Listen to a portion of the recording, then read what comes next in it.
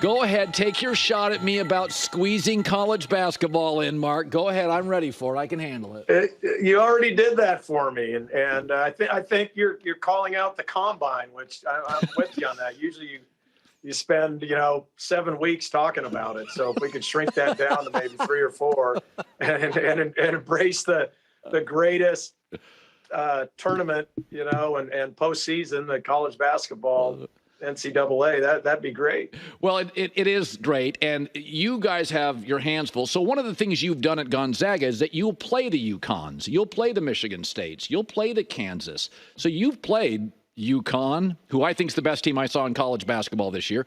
You played Purdue earlier. Purdue, Zach Edey's just... Do you just say to yourself, he's an entity. He gets 25 and I'll shut down everybody else? What is a game plan against Zach? Colin, and this will be we played him last year in the PK 85 and your old hometown Portland, and this year we played him in Maui back in November. And I mean, in 25 years I've been a head coach here, I've never dealt with a player or an entity like him. He is a really, really, really good basketball player, and he does everything well. I mean, he posts the right way. He can score. His ball goes in now. Very efficient, and he shoots free throws really well. Yeah. And then at the other end, he's just, for a team that likes to shoot, we're very effective in the paint and shoot a lot of twos. I mean, it's tough to get shots off in the paint, and so. He's just, again, an entity that, quite frankly, I mean, I haven't seen in 25 years. And so, obviously, a lot of game planning. The best thing we got going for us is we've played against him a couple times, so we've at least felt it. It won't be a shock. But it's not only that. Matt Painter's he's one of the great people in all of sports, and just as good a basketball coach as there is, and he does a phenomenal job of the sets and things that they do offensively, and the people around him. Their guards are so much better this year. Their guards are terrific. That Braden Smith's a really, really, really good player. So it's gonna be a tough out, but it's awesome to still be playing, and we've been ahead, I think, at halftime and into the second half both games we played, and we just haven't been able to quite finish it off. So I had said the two teams I watched this year that jumped off the TV. I thought UConn was the best team I saw, and then I thought Carolina, I saw them twice, really impressive. I got them on good nights. They didn't play great every game, but you faced UConn, and they've got a combination of great coach, NBA prospects. They've been defending since Calhoun's been there. Is UConn, you faced them, are they beatable, or are they just too good? I mean, they're beatable. Everybody's beatable, but they're something now. We played them twice, last year in the Elite Eight and then in Seattle in early December. And they are very good. And I'd say obviously they and Purdue are neck and neck with just kind of how they've dominated this year, but just in different ways. You're right. UConn defense is the same. It's up to Calhoun standards. Yep. But the interesting thing, Colin, and I know sometimes you like to, we actually share a lot of the same thoughts, you and I. I don't give you enough credit for that. But you like those teams that play different sometimes football-wise. UConn doesn't run a ton of ball screens. And in college basketball, 95% of the teams, run mostly a ball screen offense in some way, shape, or form. They run a lot of off-ball stuff, and they execute it incredibly well. Curls and back cuts and flares and stagger screens and single pin downs. And so they're really different when you go to prepare for them, and most of your practices have been dealing with ball screen offense. And so that is the one thing that it's definitely been hard for us. And when you play them in a tournament like this, especially if you get them on the second day, the second game of the weekend, I mean, that is a short prep. Yep. And I think that's really advantageous to them. Yep. That's a really good point. Mark, I was talking to Mick Cronin yesterday, and we talked about the NIL.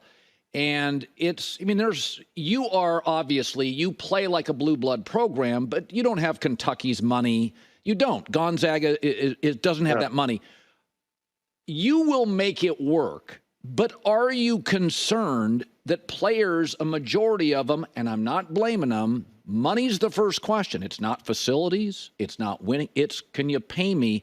Are you concerned about Gonzaga and your history of excellence going forward? I mean, I've always been concerned about that every year, and especially, whenever the seasons do come to an end, it's getting definitely more complicated. But I would just say, Colin, we've had two great examples of NIL really, really working and being such a positive thing, and Drew Timme and Chet Holmgren. Yep. And theirs was true NIL. It was name, image, likeness. A lot of the stuff that's going on right now has nothing to do with NIL. It's just, money being raised and then and figuring out how to get it. But I do, the positive of this is I do think it's time we do get to some sort of revenue sharing with the players. I think it's a long time coming. I think we just need to figure that out. And I think if that's the case, if somehow we got to get the right people in there kind of setting the future of our sport, though. Like we don't need 12 presidents in a room, trying to decide the fate of this. I think it's time. You got to have some coaches in there. You got to have some commissioners in there. You got to have some athletic directors in there, and then you got to have some student athletes, and that's it. And a couple presidents, and then just hammer this thing out. Right now, the NCAA is way too bureaucratic, and they haven't been able to keep up with the changes. And the best thing they got going, Colin, the greatest thing is the NCAA tournament and the job that Dan Gavitt and his group does. I mean, it hits a home run every single year. And so it's so important to keep that thing going. But I just think we need, like Prano, some people that are in the fight and down in the streets, helping them kind of set the course for the future here. You were right on Chet Holmgren. I worried about his size, and I kind of felt like play him 50 games the first couple of years, body type, he's thin, let him put on weight, don't ask him to play 82. And I got to tell you, there are nights he's better than Wemby. And you told me, I said, I don't know. And you said, he is way tougher than his body type leads you to believe. Are you surprised all? I mean, there are nights, Coach, he can be a dominant player. He's still a kid. Are you surprised at all by it? Not at all. Not at all. I'm telling you, we've had some legendary guys here with drive and ambition and work ethic. I mean, that's basically what this program's been built on. And he's at the top of the list in that. I mean, we could not get him out of the building. I mean, he was here 20 hours a day. He is basketball all the time. And like I said, and I think it's playing out, he's tougher than maybe his body looks that it might be. And he's a warrior. And he's a warrior, and he loves basketball, and he's got a great feel. He's a great teammate. I'm just so happy for him. That the thing, it was a fluke that kind of happened. It was a fluke injury, and I think he was getting labeled, very wrongly of being brittle and all this and this. That guy didn't miss a practice here, and I mean he was in on every drill, and I love that about him. When I watched him in high school, he'd get knocked down to the floor, and you'd go ooh. And then pop right back up and, making plays at the other end. And I mean, he does everything, right? He plays both ends of the floor. How nice is that? And the other thing I'd add, Colin, is after doing the, Team USA stuff and looking forward again to doing it this summer with Steve and Ty and Spo and Grant, it's a different game. Like the NBA is way more open and I'm telling you, it's way more finesse. Yes. The FIBA stuff that we went through last year with the World Cup team is so much more like college. There's, we can stand in the lane and there's not driving and it's so much more physical. I mean, in my opinion. Finally, my favorite two college basketball coaches, I mean, I love a lot of you, Izzo, Jay Wright, and you. And one of the things that's interesting, Izzo's very emotional, very. And you and Jay Wright, you look like you're watching the game in your driveway. You guys are not real emotional. Do you ever? You're playing Purdue. The whole country's watching. Do you have inner turmoil? You're freaking out. You and Jay Wright act like you're just sitting at a dinner party. You never get emotional. You're always even. Is that because you've been around so long? Is that just who you are?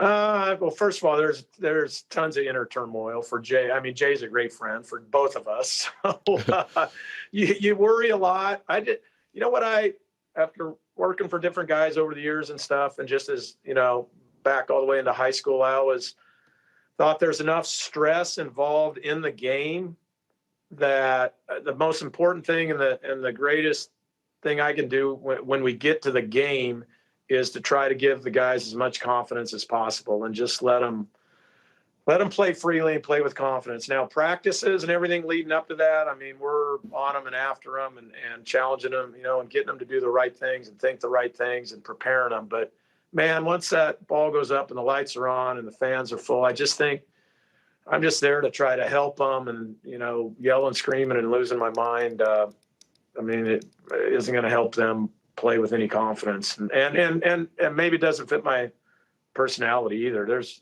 a lot of different ways to do this, and a lot of those guys that do coach like that are incredibly successful. But I just try to get them as much confidence as I can and help them as much as we possibly can be successful during those 40 minutes they're out there.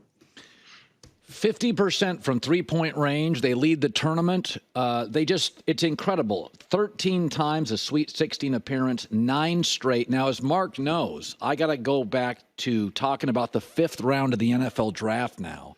So I have to go. And you don't try to blame it on your producer either. That is you at heart. I mean, admit it. Whatever. I love having you on the show.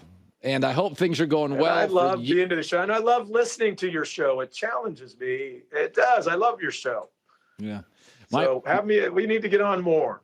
Yeah, my wife says, I love your show as long as I'm never on it. I just don't want to be on your show. And I'm like, Ann, the show is my life. And so one of my favorite people in sports, Mark Few. Great seeing you.